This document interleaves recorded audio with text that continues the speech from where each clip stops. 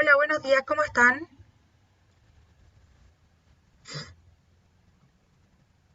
¿Me escuchan?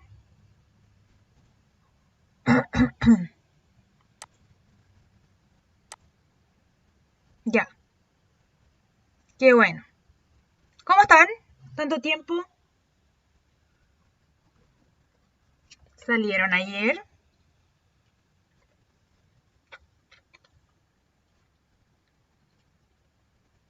¿No?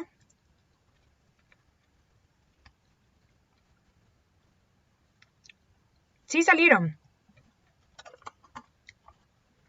No al centro de Santiago, supongo. Ni a Protectora de la Infancia.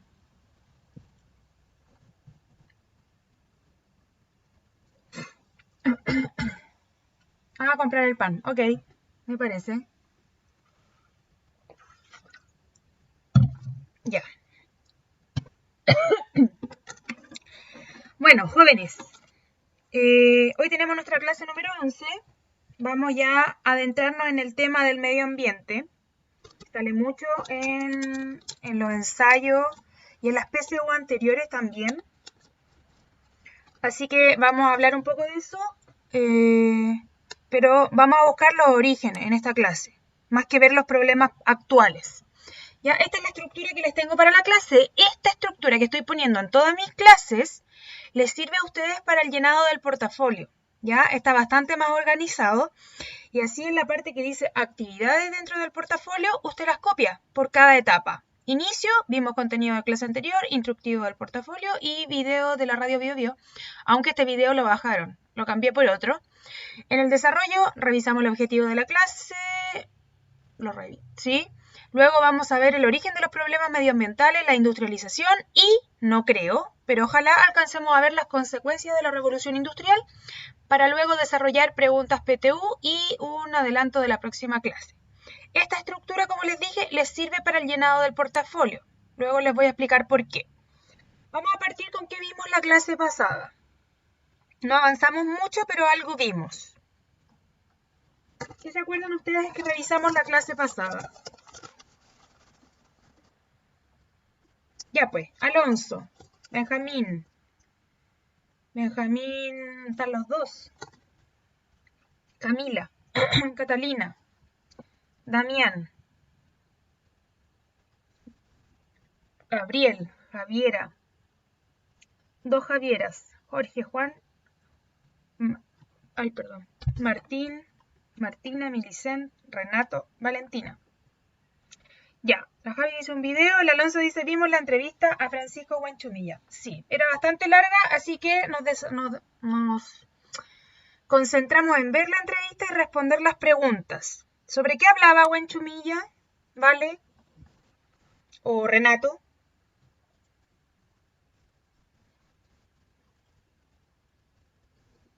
¿Están ahí?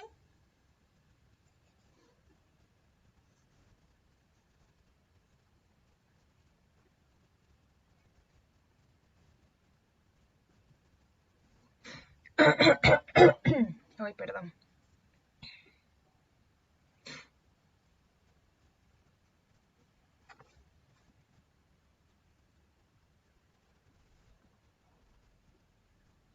Vale, dice, la vez pasada no pude. Ah, tuviste problemas. Ya, pero no lo revisaste, ¿vale? Si igual estaba... Bueno, para las preguntas tenía... Las preguntas eran bien puntuales sobre lo que le iba diciendo, pero bueno. ¿Alguien más? Mili, Martina, Juan. ¿Estuviste la clase pasada, Juan?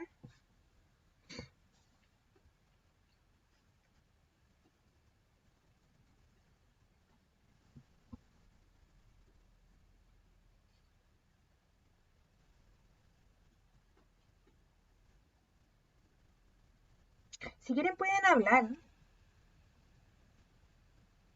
Con respeto, sí. Yo sé que al principio les decía que no, pero si se comportan puedo permitirles hablar para que sea más rápido, porque igual escribirlo es demoroso.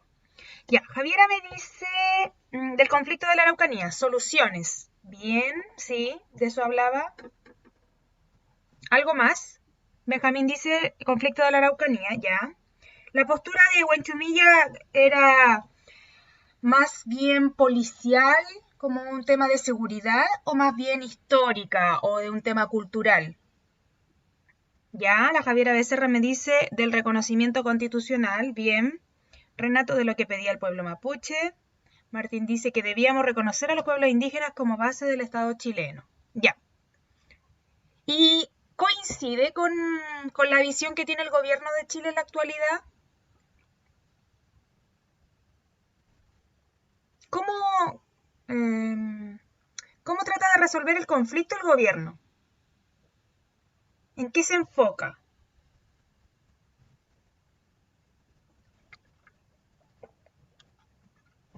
Ya, bien vale. Con represión, desde la mirada de la seguridad nacional, como si fuera un problema de terrorismo y no un problema de historia, de reconocimiento, de, de tierras. Bien, ya. De eso hicimos algunas preguntas y al final, ¿se acuerdan del video que vimos al final?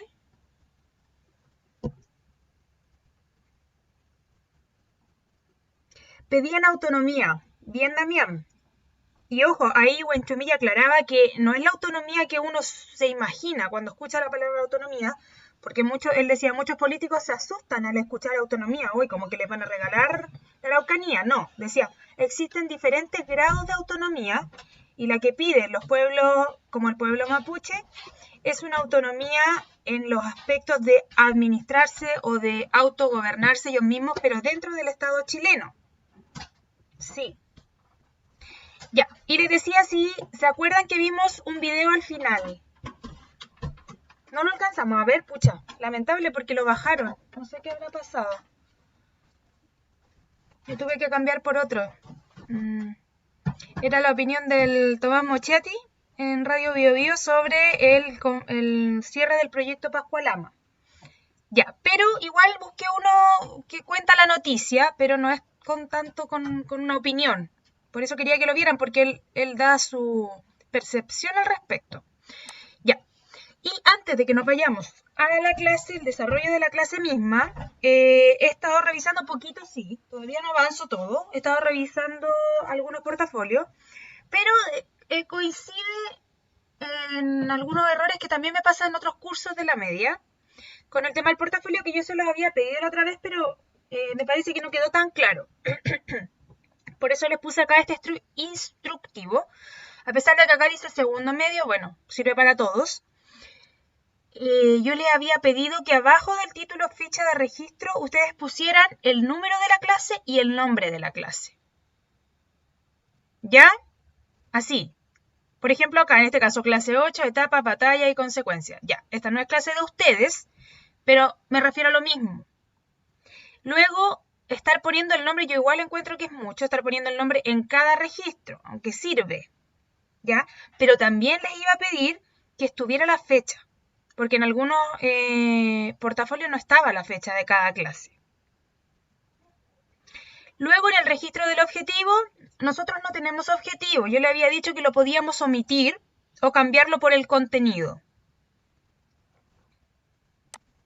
Luego, en la parte de conceptos relevantes, en eso estaba más o menos completo. Hay algunos que no lo pusieron.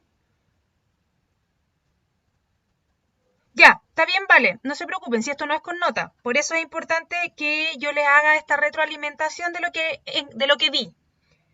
Puede ser que no le hayan alcanzado a cambiarlo, no importa. O sea, igual cámbienlo para cuando tenga nota. Pero mientras tanto, tienen que ponerlo así como, miren, les voy a compartir, hice un documento de Drive para que vean cómo lo hice yo y cómo quiero que lo hagan ustedes. Porque ahí les voy a contar lo que me pasó con algunas revisiones. Ok, Damián. Ya. Lo importante, lo más importante del registro de clase tiene que ver con esta parte, que aquí es donde todavía hay mucha confusión. Cuando yo pido la actividad desarrollada en clase, hay muchas clases en que uno tiene más de una actividad. Y las actividades están separadas o divididas de acuerdo al momento de la clase. Yo sé que no todos los profesores lo hacen así. pero lo correcto sería ponerlas por momento. Cada clase tiene 3 momentos, que yo ya se los mencioné, que eran inicio, desarrollo y cierre. Les pido que pongan así la actividad y que no pongan toda la actividad. ¿Se acuerdan del gráfico que les mostré antes? Inicio, desarrollo y cierre. Y si voy a la diapositiva 2, inicio, desarrollo y cierre. Esto es lo que tendrían que poner en cada uno. Inicio, 2 puntos, contenido clase anterior, coma, instructivo portafolio, coma, video. Desarrollo, 2 puntos, objetivo, coma, origen de los problemas medioambientales, coma, industrialización. Y depende, si alcanzamos a ver esto se incluye y si no, se deja así nomás. ¿Se entiende lo que quiero decir?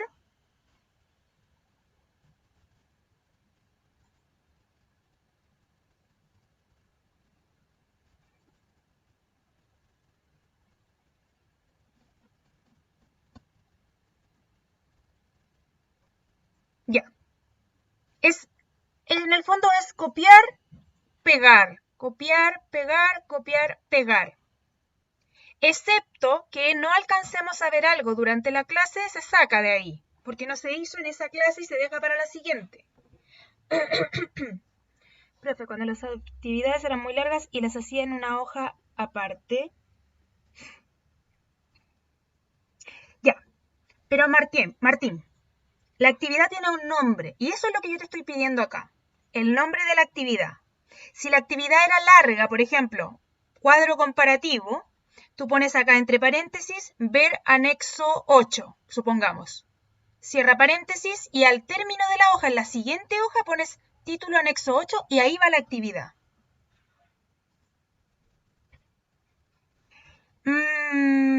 Ya. ¿Es la que tenemos más clases, seguro? Bueno, aparte de eso, Damián, ¿qué es lo que quiero que entiendan? Que esto no debiera ser mucho, porque yo solo estoy diciendo los enunciados. No, por ejemplo, vi ahora en un portafolio que, no sé, en el desarrollo de una clase habíamos hecho preguntas y alguien me puso aquí, en esta parte, actividades desarrolladas, las preguntas. Supongamos, y eran preguntas súper largas.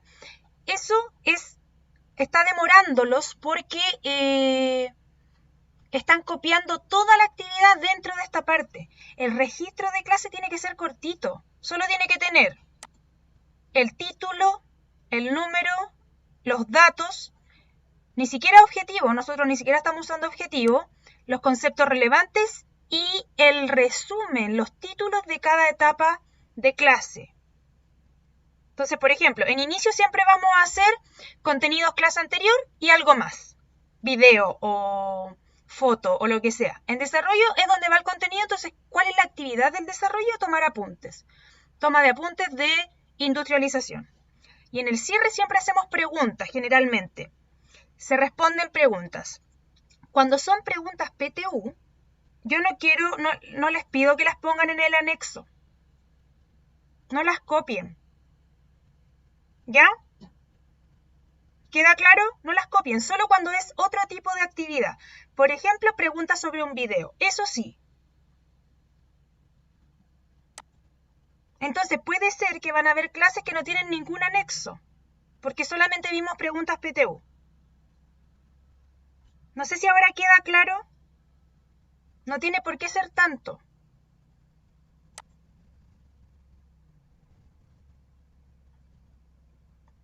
¿Sí? Ya. Debiera terminar viéndose así. Bueno, nosotros no hemos hecho esa actividad, pero, por ejemplo, el cuadro que hicimos la otra vez iría en esta parte. En la siguiente hoja, no pegadito acá, sino que en la siguiente hoja. Si una clase les queda muy cortita, no me pongan 2 clases en la misma hoja. Pónganme una. Total, no hay que imprimirla, así que se pueden seguir ocupando más hojas. Y así queda ordenado. Una hoja, o sea, una clase por hoja. Ya, entonces, vamos a resumir. Para que ustedes también lo noten en su borrador, cuaderno, lo que sea. Vamos a hacer como un apunte. Una clase por hoja. Siguiente apunte. Inobjetivo.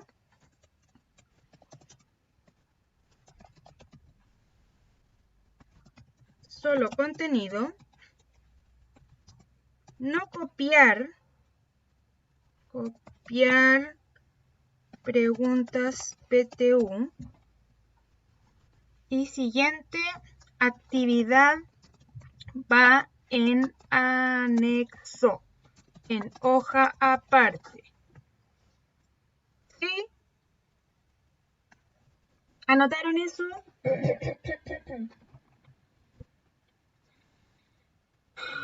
Dígame que sí o que no, por favor. Perdón. Ya. Eso es entonces. Igual les dije que, miren, cuando yo les mando esta clase después, les queda en su cuaderno, les voy a mandar con el enlace a un Google Drive en el cual voy a tener un ejemplo de cómo debiera ir, ¿ya? Ah, y lo otro es que no es necesario que me hagan un documento de Word aparte por cada clase. Solo un documento de Word que adentro de él, en cada hoja, tenga una clase. Bueno, eso va a estar en el ejemplo. Ya, les decía que el video no me funcionó, pero igualmente busqué un video de la noticia para que revisemos y comentemos un poquito. Ya, entonces, ¿cuál fue la sanción que hace el Tribunal Medioambiental con respecto a Pascualama?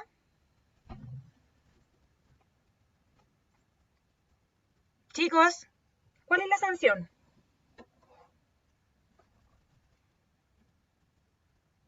Ya, bien mire, clausura total, definitiva. Y además de eso, bien, sí. Ya, la multa, ¿cierto? ¿A cuánto correspondía la multa?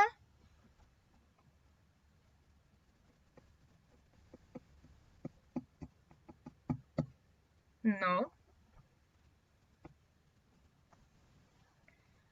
7.000 millones de dólares. 7.000. ¿Alguien sabe cuánto es eso realmente? ¿Para qué alcanza esa plata? Seguramente se puede comprar un satélite. Sí, es mucho. Pero de todas maneras, comparado con las ganancias que obtuvo la empresa, es una cifra menor. ¿Ya? ¿Cuáles fueron las razones por las cuales se clausura el proyecto? Después de varios años, ¿ah? Este funcionó muchos años. Habían 3 razones por las cuales se clausura.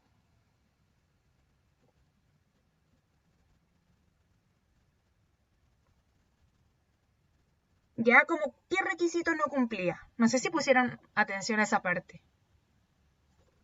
Ya, bien Javiera Becerra. Primero, la calidad. Los estándares con los que estaban evaluando la calidad del agua que salía de la minera no eran correctos, eran falsificados de alguna manera. ¿Qué otra razón? Bueno, y la que más ha impactado... ¿Habían escuchado de esto? ¿De Pascualama? Afectaba a los glaciares, bien Renato. De hecho, se redujeron por al menos 3 glaciares que se encontraban en la zona. Uno está casi desaparecido. No cumplía con condiciones de seguridad. ¿Habían escuchado de Pascualama? ¿No? ¿Nunca? Ya. ¿Saben en qué región está? ¿O se imaginan?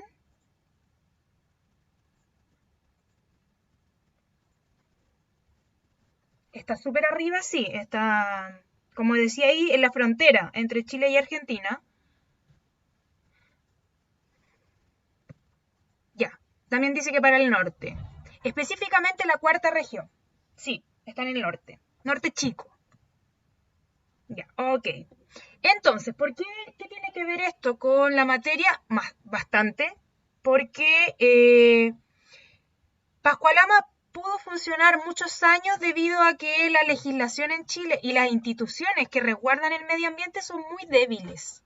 Muy débiles desde hace años y también especialmente, adivinen, desde la dictadura en adelante, se le quitaron atribuciones a los organismos que tienen que supervisar estas obras, permitirlas o negarlas o hacerles pagar ciertas indemnizaciones por el daño que provocan. Ahora, como les decía, la empresa Barrick Gold, que es una empresa canadiense, que es la que sacaba oro de este yacimiento, funcionó por años sin ningún castigo, a pesar de que las personas que vivían en la zona y que vivían más abajo reclamaban, por ejemplo, porque el agua traía contaminación desde la minera. El agua que usaban para regar, el agua que se usa también en algunos poblados de Aguita, se usaba como agua potable, como agua para consumir, venía contaminada. También por el hecho de que los glaciares, y principalmente ahí Greenpeace y las organizaciones del medio ambiente, acusando a la empresa de estar reduciendo los glaciares. ¿De qué manera? No es que ocuparan el hielo, sino que el hecho de construir carreteras, de que pasaran camiones todo el día, tremendos camiones, iba haciendo que hubiera polvo en suspensión que se posaba sobre el glaciar y hacía que fuera más rápido su derretimiento. Eso entre otras cosas, ojo, hay mineras que hoy en día también están funcionando en Chile y, por ejemplo, además de contaminar el agua, todos sus desechos tóxicos los ponen en unas piscinas sin ninguna precaución de que un temblor o cualquier movimiento fuerte pueda botar esos líquidos y hacer que caigan en las capas subterráneas, lo que va contaminando también el agua y también va echando a perder lo poco que tiene de fértil las tierras en el norte de Chile. Ya, eso. Era para comentar, vamos a ver cómo empieza esto, cuál es el origen de estos procesos de contaminación. Acá tenemos objetivos, no es necesario que los agreguen, ya tranquilos. Es solo para que lo sepan. No tienen que agregarlo en el portafolio. Vamos a ver hoy día. Analizar y explicar el proceso de industrialización como factor que provoca transformaciones en el espacio habitado por los seres humanos, para luego, en las clases siguientes, reconocer y analizar el desarrollo sustentable como una forma de explotación de los recursos, asegurando su permanencia en el tiempo y como un medio para el mejoramiento de la calidad de vida de las sociedades. Eso es después. Ya, entonces vamos con los orígenes de los problemas medioambientales en Chile y en el mundo. Tenemos que el proceso de industrialización comienza con la revolución industrial en el siglo XVIII, por allá por 1770 aproximadamente en Inglaterra. Es donde surge este proceso en la industria o en las maquinarias que se utilizaban para la producción textil, para los géneros. ¿En qué consiste esta revolución? Bueno, primero parte desde el ámbito tecnológico porque implementa nuevas energías y nuevos combustibles a algo que se hacía anteriormente a través de la fuerza de los animales, de la fuerza física de las personas o a través de algún elemento mecánico, un mecanismo. Por ejemplo, el uso de palanca, que servía para impulsar, pero también era a partir de fuerza física. Esto se reemplaza por una fuerza que va a ser a través del vapor y el vapor va a ser impulsado por el carbón, la combustión de carbón. Pero además de tener un aspecto, un ámbito tecnológico, va a afectar a la economía, va a afectar a la sociedad, va a afectar incluso a la política y a la cultura de todas las sociedades que se industrializan y también de las que no se industrializan. Pensemos, por ejemplo, los países del centro de África, a los que no llega la industrialización propiamente tal, se van a ver afectados porque van a empezar a ser utilizados sus recursos saqueados a través del imperialismo por las potencias que sí se industrializan como Inglaterra, Francia, Japón, Alemania, etc. ¿Qué va a provocar esta industrialización? Va a provocar un cambio en el sistema económico mundial. Vamos a pasar de un capitalismo más rudimentario que se le conocía como el mercantilismo, que consistía solamente en el uso y acumulación de metales preciosos, va a pasar a un capitalismo industrial, es decir, en el cual los productos ya no van a circular solo dentro de un país, se van a generar a gran escala y van a ser expandidos al resto del mundo a través del imperialismo. ¿Cuál es la relación que se establece acá? Que los países más industrializados, como Inglaterra que les mencionaba, van a tener que ocupar tierras en otros continentes, especialmente en los continentes más pobres, apoderarse de esos lugares para poder seguir aumentando su producción. ¿Se entiende, cierto? Esto ustedes lo vieron en primero medio, se supone. ¿Se acuerdan de algo de esto?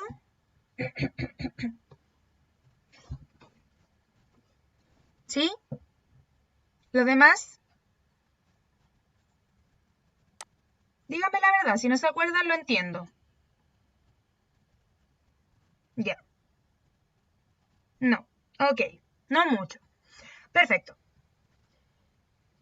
¿Qué provoca esta industrialización o revolución industrial? Se mecaniza todo, partiendo por, les decía, la industria textil, pero eso luego va a pasar, por ejemplo, a la industria siderúrgica, la creación de materiales de fierro, de hierro. También va a pasar a la industria química o farmacéutica. También va a pasar a la industria de los transportes, que va a tener un gran impacto con, por ejemplo, la máquina del ferrocarril a vapor, el barco a vapor, y eso también va a permitir el surgimiento de las comunicaciones, la tecnología. Esta es la primera revolución industrial, ojo, la primera es sobre el vapor y con el carbón de combustible, pero luego va a haber una segunda revolución industrial ya en el siglo XVIII, es la cual se va a cambiar o se va a comenzar a usar la electricidad a partir del petróleo. La industria pesquera, sí, principalmente el uso del barco a vapor y del impulso a través de motores de vapor va a permitir, por ejemplo, pescar en ultramar, mucho más lejos de las orillas de la orilla de costa, que es los lugares en donde usualmente se pesca. También, y todo esto, que va a ser un gran avance a nivel de productividad, de producción, va a tener un impacto importante en el medio ambiente. O sea, el uso del carbón va a ser el combustible hasta ese momento más contaminante de la historia de la humanidad. Por lo tanto, estar combustionando, emanando gases de efecto invernadero, emanando gases como el monóxido de carbono a la atmósfera, se va a multiplicar por 1000. Ya va a aumentar exponencialmente la cantidad de emanación a la atmósfera de diferentes elementos. Entre ellos el monóxido de carbono, que es el que va a ir provocando desde ahí y en adelante el agujero en la capa de ozono. La revolución industrial va a ser un proceso heterogéneo. ¿A qué me refiero con esto? A que no es igual en todas partes del mundo. Ya les dije antes, ¿en qué país se origina?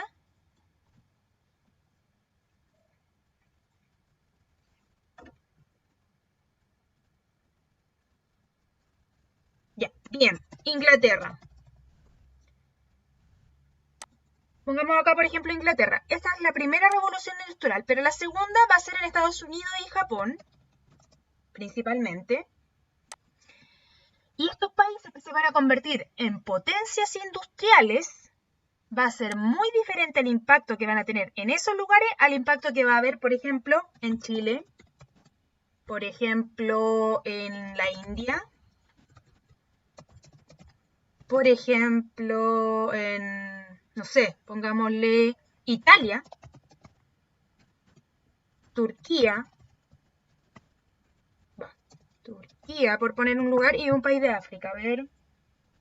Bueno, de África va a haber más industrialización en Sudáfrica, porque va a ser una colonia de Inglaterra, pero el resto de los países, por ejemplo, pongamos Sudán, por dar un ejemplo, va a ser muy diferente el impacto.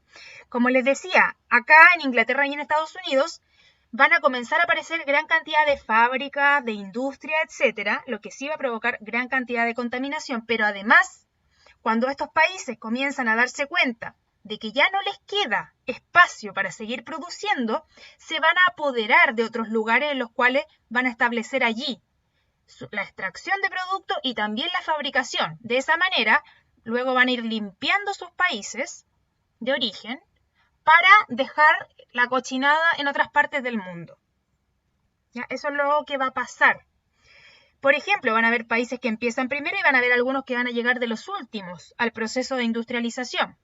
En el caso de nosotros, Sudamérica en general, va a industrializarse en el siglo XX recién, y nosotros vimos que Chile va a empezar esa industrialización, por ejemplo, con el modelo Easy. ¿Se acuerdan del modelo Easy? ¿De qué año más o menos corresponde ese sistema para crear industria nacional?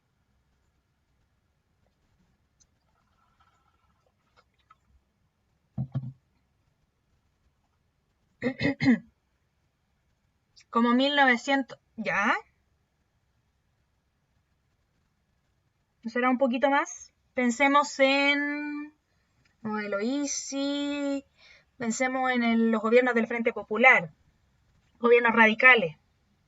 Bien, por ahí, 1945 aproximadamente.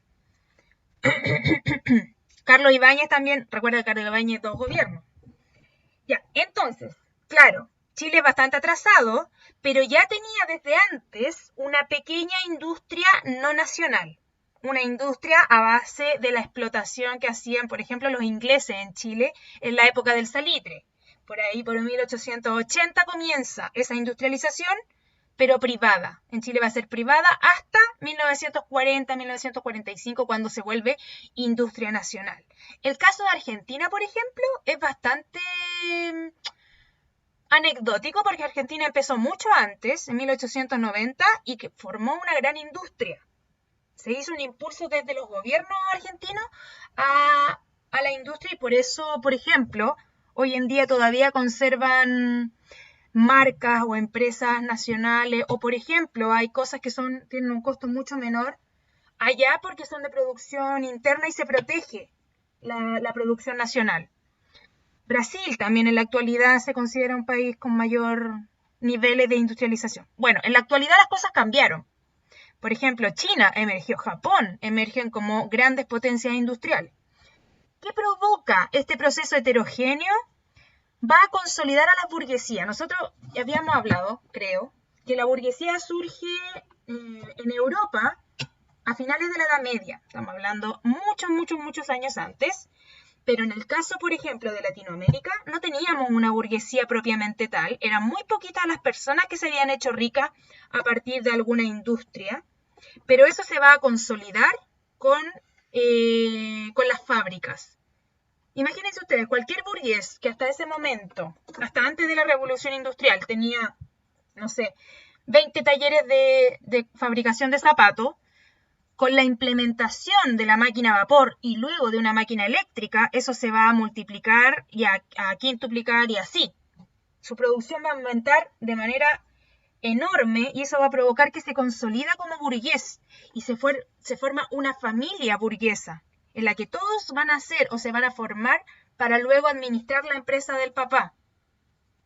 ¿Se entiende? Se consolida la burguesía. Se vuelve un grupo estable dentro de las sociedades. Primero en la sociedad inglesa y luego en todas las que además fueron después implementando la industrialización. Pero además, y mucho más importante, creo yo, esta industrialización va a provocar que surja una nueva clase social. Consolida una clase antigua como la burguesía, pero da origen a una nueva clase social mayoritaria, que se va a convertir en la mayoría de la población y que va a transformar a los antiguos campesinos, artesanos o personas de la calle, normales, comunes y corrientes, las va a transformar en una clase más homogénea, que es el proletariado, los trabajadores, la burguesía, el obrero, profe, la burguesía eran las personas que hacían los negocios, sí, antiguos comerciantes, luego empresarios, esa es la burguesía, Damián. Y este proletariado es la persona pobre, pero que va a conseguir un trabajo y se le va a pagar por ese trabajo. Una miseria, no piensen ustedes que se volvieron ricos, porque si se hubieran vuelto ricos serían parte de la burguesía. No, les pagan una miseria, tienen un salario, pero por lo menos pertenecen a algo, o sea, tienen alguna seguridad mínima de una retribución por su trabajo.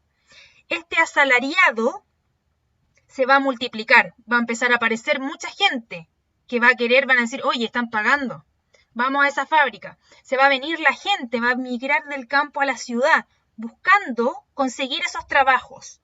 Y por lo tanto va a aumentar en número este grupo. Y cuando aumenten en número, se van a dar cuenta que si se juntan, si se unen, si se organizan, pueden reclamar y mejorar sus condiciones, lo que da origen al movimiento obrero. Hasta acá. ¿Queda claro todo? ¿Pudieron tomar algunos apuntes?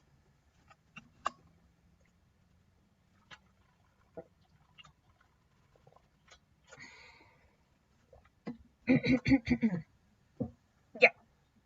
Ok. Miren, acá tenemos un mapa de cómo inicia esta revolución industrial. Como les decía, en Inglaterra parte por ahí por el 1700, pero eso es irse muy atrás. Se considera desde 1840 hasta 1914 el proceso propiamente tal. Mientras más rojo es el lugar, es más industrializado, y luego se van sumando los que tienen menos nivel de industria, ¿ven?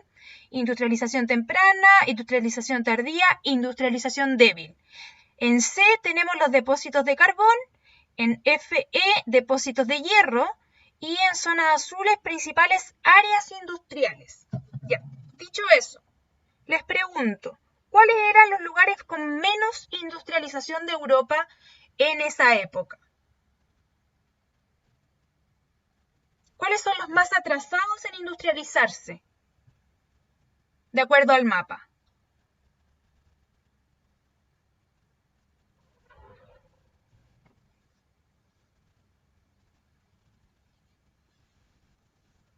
Ya, España, Portugal, Rumania, ¿sí? Serbia, todo eso, toda esa zona que se conoce como los Balcanes, ¿ya? Toda esta parte de acá. Serbia, España, el Imperio Otomano o Turquía en la actualidad. Ya, industrialización tardía. Grecia, sí. ¿Cuáles son de industrialización atrasada, pero no tanto? Algo lograron hacer. Rusia, bien. Italia. Suecia, sí, Suecia. No confundir con Suiza. Austria, sí, en la época era imperio. Austria conquista Hungría, por lo tanto era el imperio austrohúngaro. Bien, y sí, estamos bien. Ya, industrialización temprana tenemos a Francia, Bélgica, Suiza, Alemania. Y industrialización o el origen, Inglaterra. En realidad ahí sale como todo Reino Unido. Ya, luego de ahí se va a ir expandiendo, y esta es la primera revolución industrial. Yo les había mencionado que hay una segunda que tiene que ver con el uso del petróleo, en el cual van a aparecer nuevos lugares industrializados, como por ejemplo Japón, como por ejemplo Estados Unidos. Alemania va a aumentar su industrialización rápidamente, de manera muy rápida, y se va a sumar al proceso de imperialismo. Esta época coincide justamente con la época en que Inglaterra va a comenzar a conquistar territorio de África, y también territorio de Asia. Ay, no me quedó muy bien, pero aquí la India. Por ejemplo, ¿quién más competía en este afán? Francia también va a tratar de conquistar África. Alemania también, un poquito menos de territorios. Estados Unidos, vamos a darnos la vuelta por acá, Estados Unidos también va a querer conquistar especialmente la zona de las islas del Océano Pacífico y China. Y Japón, obviamente, también va a conquistar especialmente la parte de Hong Kong, en China. Es la época del imperialismo. Acá les decían Argentina, que también era como un caso particular de este periodo, de este proceso de industrialización. Ya, esto yo les decía, no vamos a alcanzar a verlo. Nos lo vamos a saltar. Esto también, esto es la actualidad. Ya, miren. Acá las zonas más grandes aún en la actualidad con industrialización son Estados Unidos, Europa Occidental, una parte de los Urales por el tema del petróleo principalmente, y Japón. Importantes áreas industriales tenemos acá, bueno, otras partes de Estados Unidos. Tenemos acá en la parte de Venezuela y un poquito de Colombia por el tema del petróleo. Ucrania, acá también Kuznets, bueno, eso. Y los más, los menores, que serían Sao Paulo, Río de la Plata. Aquí Santiago aparece muy chiquitito. México, Sudáfrica, Australia, Singapur, la India, etc. Ya, esto todavía no lo vamos a ver bien. Vamos con las preguntas. La industrialización es un proceso cuyas características se materializan en diferentes ámbitos de las sociedades que experimentan dicho proceso. Respecto de las características de la industrialización, es correcto sostener que 1. Es un proceso homogéneo independiente de las condiciones del lugar donde se desarrolle. Homogéneo significa que es igual, ¿ya? 2. Genera la modificación de la metodología de fabricación y así aumentar los niveles de producción. Y 3. Representa solo efectos negativos para las áreas urbanas debido a la sobrepoblación. Acá están las alternativas: A solo 1, B solo 2, C solo 3, D solo 1 y 3 y E solo 2 y 3. Avísenme para enviarles la encuesta. ¿Están listos?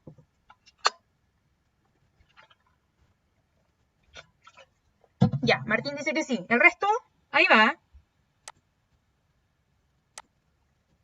Vamos respondiendo. Hay mucha variedad de respuestas.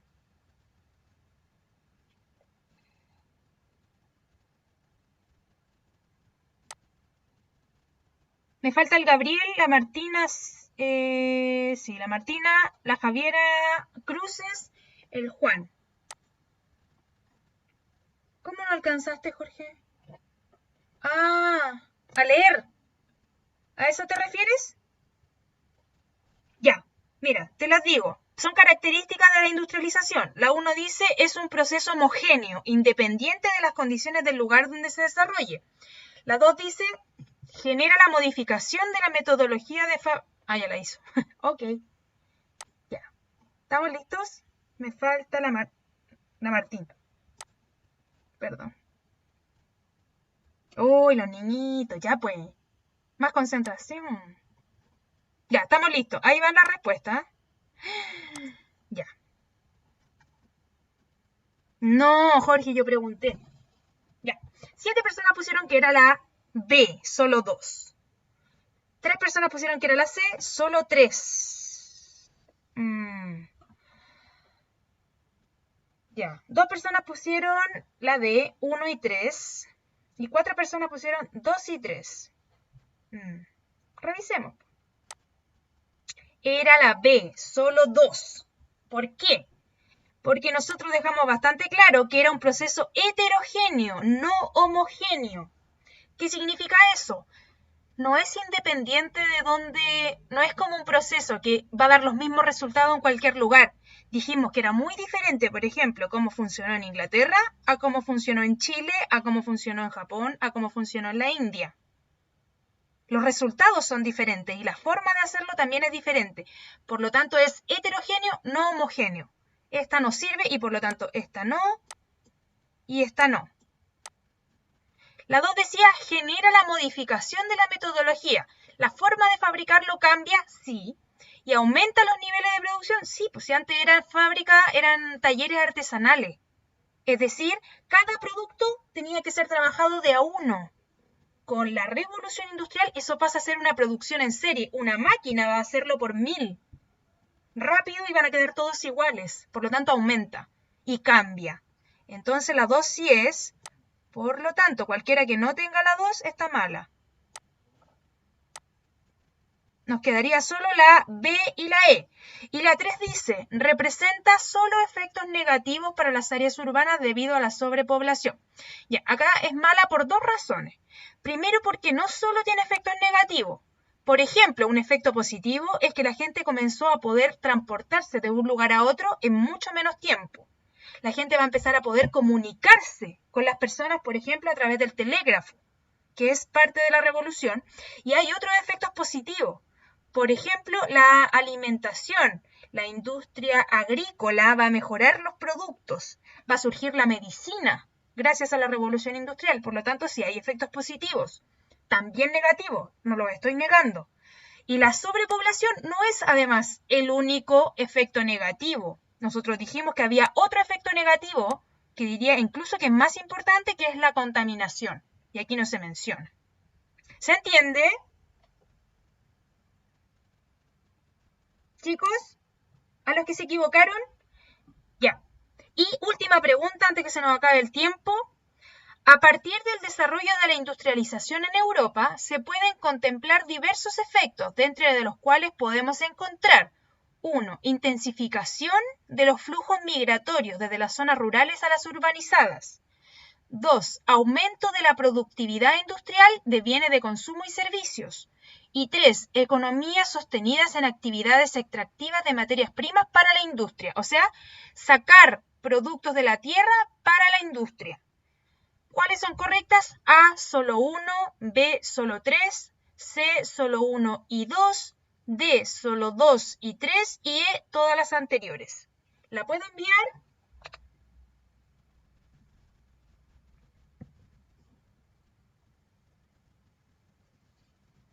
Jorge. Ya. Benja, ya, ok. Ahí va.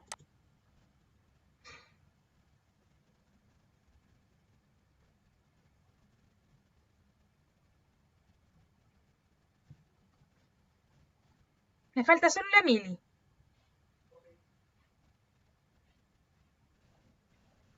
Estamos listos. ¿Quién se equivocó? Ya. Ahí están las respuestas. La respuesta correcta finalmente era la E. Todas las anteriores son correctas. Ahora, 4 personas pusieron la C, 1 y 2. ¿Por qué? Porque no ahondé en esto. Puede ser mi culpa, porque no lo mencioné lo de las materias primas, pero sí les dije que los países industrializados van a ocupar otros países de los cuales sacan sus productos. A esos productos me refería, a las materias primas. ¿Ya? Quizás yo me equivoqué, quizás ustedes. Un poquito de ambos. Y 2 personas pusieron la D, solo 2 y 3. Esto es súper importante. Los flujos migratorios se refiere a la migración de las personas que se van del campo a la ciudad en busca de trabajos. Y eso sí ocurrió. En Chile también ocurrió. Ya en todas partes que se aplica la industrialización va a haber una gran migración de personas que van a ir en busca de trabajo. Es como lo que pasa hoy en día, pero la migración es al revés. Cuando, por ejemplo, en Antofagasta hay mucho trabajo minero, migra mucha población de las ciudades a ese lugar. Por ejemplo. ¿Queda claro, chicos? ¿Sí? Estamos listos para cerrar la clase entonces. Lo vamos a dejar hasta acá. Lo que nos queda lo terminamos de ver la próxima clase.